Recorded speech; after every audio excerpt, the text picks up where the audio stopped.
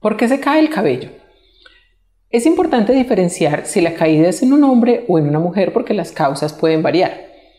En las mujeres, una de las principales causas de caída del cabello es la falta de hierro. Y se pierde hierro principalmente por el sangrado menstrual o porque la persona no consuma suficiente hierro en su dieta, porque su alimentación sea deficiente en hierro. Por ejemplo, personas que no comen carnes rojas o que son vegetarianas pueden tener este problema.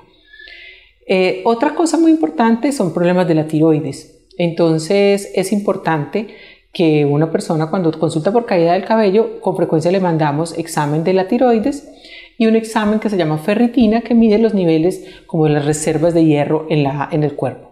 Si estos niveles son muy bajos, pues entonces es un indicativo de que esa es la causa del problema para que lo podamos solucionar, ya sea dando un suplemento de hierro y aumentando el consumo de hierro en la alimentación. Otras causas pues, son, por ejemplo, el posparto. Más o menos unos 3 o 4 meses después de tener el bebé, es normal que haya una pérdida significativa del pelo.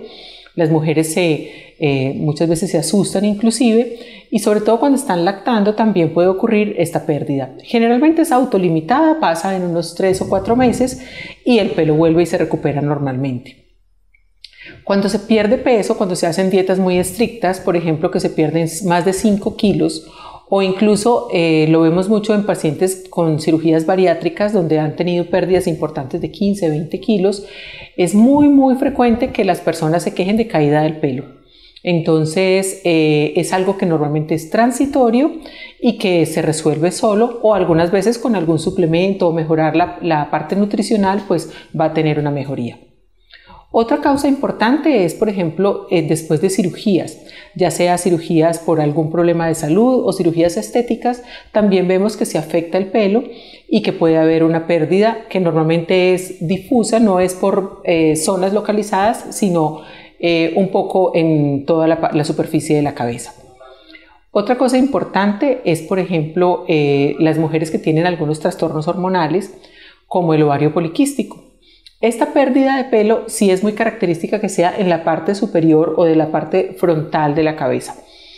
Y el ovario poliquístico se acompaña de otros rasgos muy característicos como el aumento de vello en la cara, algunas veces acné y generalmente son pacientes que tienen sobrepeso. Entonces la suma de estos rasgos o de estas características pues nos hace pensar en que esa persona tiene caída de pelo principalmente por trastornos hormonales, y también esos trastornos hormonales se manifiestan con irregularidades en el ciclo menstrual.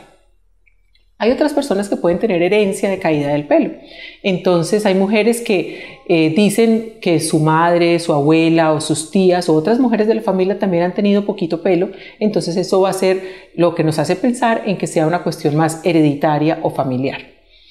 Hablando ya de los hombres, la causa más frecuente de la pérdida de pelo en los hombres es la alopecia androgenética, es decir, la calvicie de características hereditarias. Algunas veces puede empezar desde que están muy jóvenes, inclusive de 18 o 20 años, otras veces va apareciendo a medida que pasa el tiempo. Y lo característico es que se aumenten las entradas, es decir, como en la parte de la frente, o que se pierda pelo en la parte superior de la cabeza. Entonces, cuando vemos un hombre con este tipo de pérdida de pelo, pues sabemos que es más de características hereditarias y ya nos podemos enfocar hacia cuál tratamiento es el más indicado.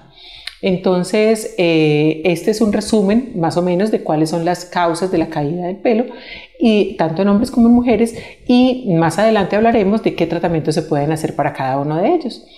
Se pueden suscribir al canal, pueden darle me gusta y compártelo con aquellas personas que consideres que les pueda ser útil.